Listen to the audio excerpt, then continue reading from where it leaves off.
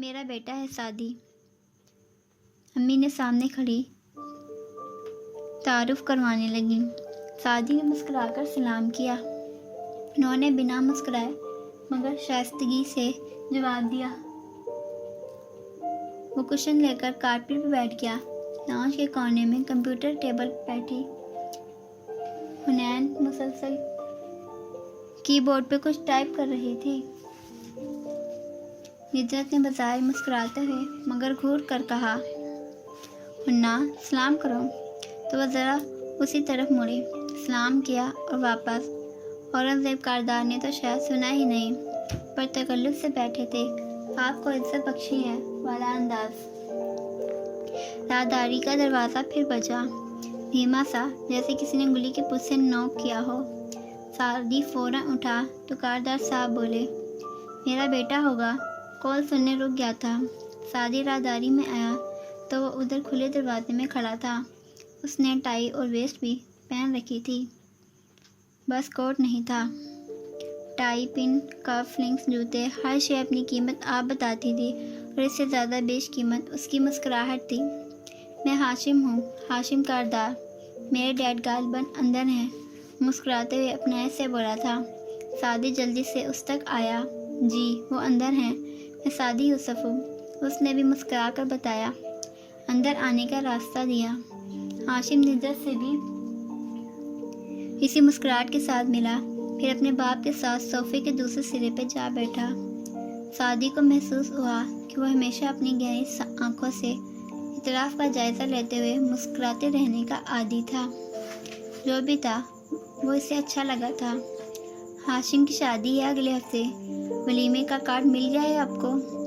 इसी संजीदगी से औरंगज़ेब कारदार ने निजरत को मुखातिब किया। वो सामने सिंगल सोफे पे टिकी थी, सर हिलाने लगी। जी जी हम ज़रूर आएंगे, हालांकि इससे पहले आने का इरादा ना रखते थे। हाशिम और मैं ऑफिस से निकले थे तो फारिस मिल गया। हाथ से ज़रा सा इशारा किया इसकी तरफ, जो बेनियाज सा दूसरे सिंगल सोफे पे बैठा मोबाइल पे कुछ कर रहा था। तो सोचा उसके रिश्तेदारों को ज़ाती तौर पर मदऊ कर दें, बाकी आपके दूसरे रिश्तेदार। नज़र भर कर हाशिम को देखा, वो सब हाशिम संभाल लेगा। हाशिम ने इस बात में सर को खम दिया। अब और औरंगज़ेब कारदार कलाई पे बंदी घड़ी को देखते हुए खामोशी से बैठे थे। बहरहाल उनकी मेहरबानी थी कि वह चले आए, वरना मिजाज के तो वह इसी तरह सख्त और गुस्सावर मशहूर थे। निजरत ने सोचा। खामोशी का वफ़ा ज़रा बढ़ा तो हाशिम दोस्ताना अंदाज में कारपेट पे कुशन के सहारे बैठे 18 साल सादी को खातिर क्या पढ़ रहे हो तुम? यूनिवर्सिटी ऑफ लेड्स में केमिकल इंजीनियरिंग के लिए अप्लाई किया है, मगर अभी स्कॉलरशिप का हतमी फैसला नहीं आया। तो कितनी उम्मीद है कि इंजीनियर बन जाओगे? सादी ज़रा छीप कर हंसा। मैं कुछ कह नहीं सकता, फिर भी घर में एक बच्चा ऐसा होता है जिसके बारे में माँ बाप को बचपन से ये उम्मीद होती है कि वो सब संभाल सकता है।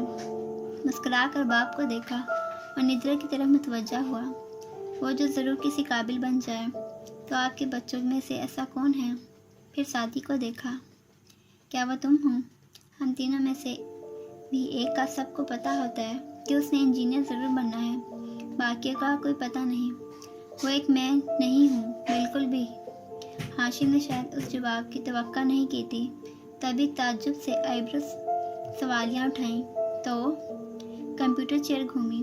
माथे पे कटे बालों वाली लड़की सामने हुई और हाशिम को देखते हुए संजीदगी से बोली, वो मैं हूँ, हुनैन जुल्फ़िकार यूसुफ खान उर्फ हुन्ना उर्फ कट्टो बेगम। सादी इतना हिस्सा बड़बड़ाया कि अपने सिवा किसी को आवाज़ नहीं आई। गुड। हाशिम ने मुस्कुरा कर उसे देखा। वो बेनियादी से वापस घूम गई। हुनैन तो इंजीनियर बन ही जाएगी। ये सारा खाला की तरह पढ़ाई में बहुत अच्छी है। क्या फारिस की कोई और बहन भी है? औरंगज़ेब कारदार ने चौंक कर फारिस को देखा। वो मोबाइल से नजरें हटाए बगैर हाथ मुसलसल चलाते हुए बोले, नहीं, वो वारिस की बीवी है। असल में सारा मेरी फर्स्ट कज़न भी है, तो बच्चे बचपन से खाला बोलते हैं। बाद में इसकी शादी मेरे भाई से हो गई तो उनकी मुमानी भी बन गई।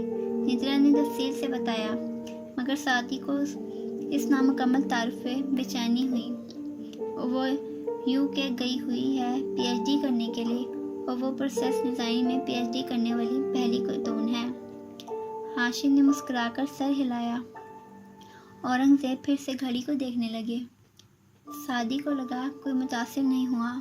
उसने हाशिम से पूछा, आपने कहाँ से पढ़ा है? स्टैनफोर्ड से। मैं लॉयर हूँ।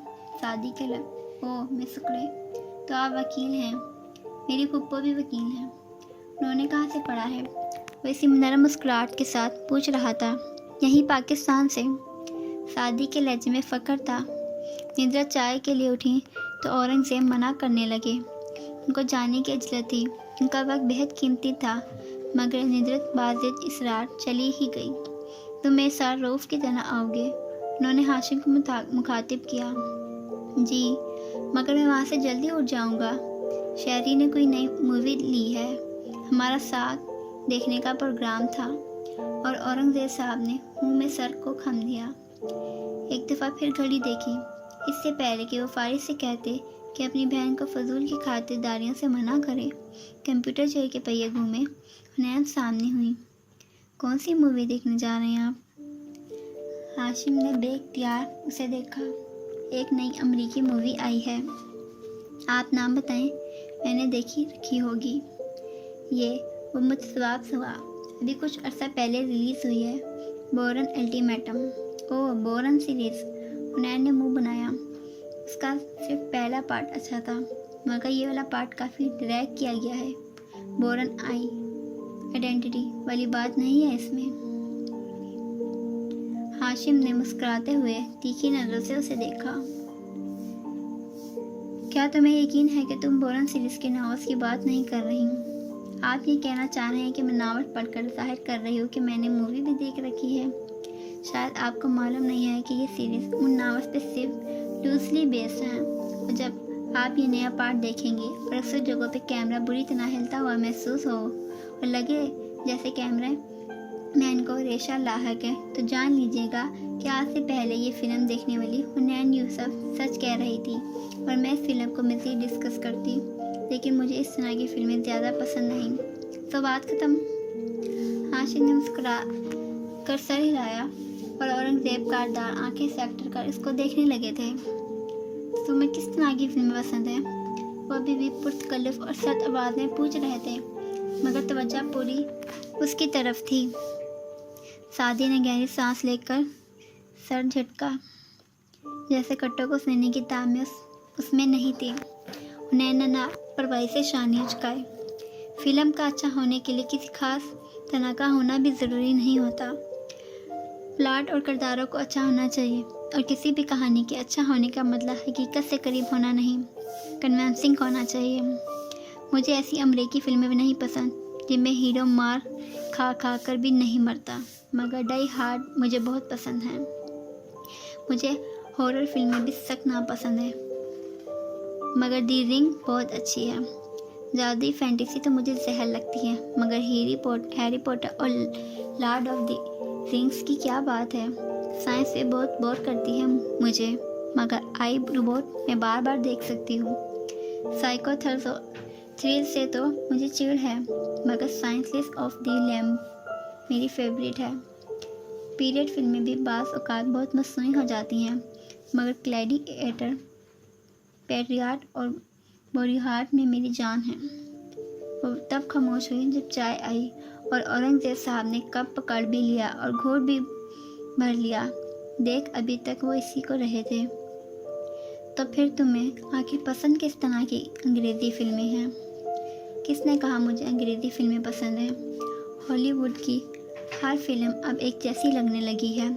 मैं तो ईरानी, कोरियन, चाइनीज़, ताइवानी और स्पेनी फिल्में देखती हूँ ज़्यादा शौक़ से। और स्पेनी भी, मुझे स्पेन की नहीं बल्कि कोलंबिया की स्पेनी ज़ुबान में बनी फिल्में हों। हाशिम ने बाप को देखकर मुस्कुराते हुए पूछा, और एक लायक स्टूडेंट को फिल्में देखने का फारिग वक्त कैसे मिल जाता है?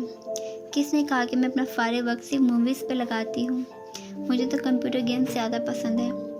मैंने अब तक कॉल ऑफ ड्यूटी में पता है कितने हुनैन, अगर तुम अभी के अभी खामोश होकर हमें शुक्रिया का मौका दो तो मैं वादा करता हूँ कल तुम्हारे लिए 6 अदद सीख कबाब लाऊंगा। सादी ने बस हाथ नहीं जोड़े, लहजा वरना ऐसा ही था। हुनैन ने संजीदगी से ज़रा मुड़कर उसे देखा। 6 नहीं 12 और साथ में मायोनीज वाली सॉस भी, और वापस घूम गई। हाँ हाँ ठीक है, सादी ने झुलाकर गोया जान छुड़वाई। और औरंगजेब साहब आधी चाय पी चुके थे। बॉक्स ऑफिस ख़त्म हुआ तो बाकी चाय की उम्मीद भी दम तोड़ गई। वो उठ गए। फंक्शन में आना और इस बच्ची को भी साथ लाना। दरवाजे तक जाते उन्होंने निद्रा से बस इतना कहा।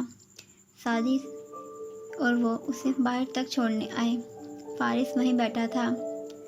जब तक तुम्हारा स्कॉलरशिप फाइनल नहीं होता तुम मेरे घर आ जाया करो। मेरी स्टडी तुम्हें ज़रूर मुतासिर करेंगी और तुम वहाँ बैठकर कुछ भी पढ़ सकते हो। आशिफ ने कार के साथ खड़े सादी को जब ये बात कही तो उसने उसे इस इज़ारा मुरवत की जाने वाली पेशकश समझाकर आखिरी खुदा हाफिज से पहले जब हाशिम ने इधर आया तो सादी ने भी मुस्कुराकर आने का वादा कर लिया। गो कि उसे बाहर बिल्कुल भी नहीं लगता था कि वो कारदार के घर जा सकेगा। उसे गलत लगता था।